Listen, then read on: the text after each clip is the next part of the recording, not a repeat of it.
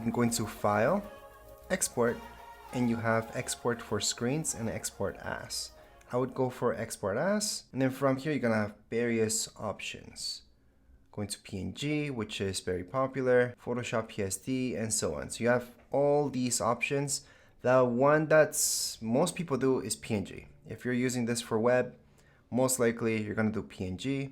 SVGs are becoming more popular nowadays because you guys can just put them, and they're very lightweight on your website, and they're always gonna look good because it's technically not a downsampled image, so it's not gonna be raster image such as in a PNG.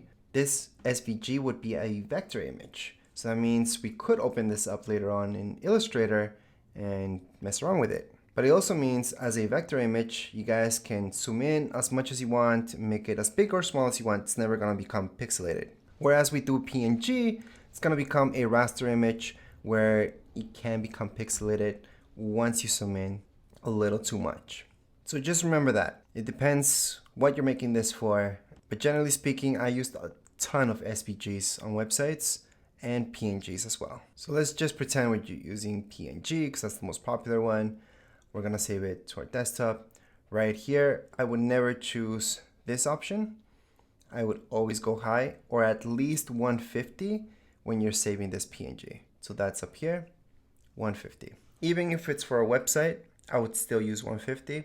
Generally speaking, 300. Then it's gonna ask you background color. That's if there was a background color, but we already have one set up, so it doesn't really matter. We'll click on OK. And here is how our PNG looks like.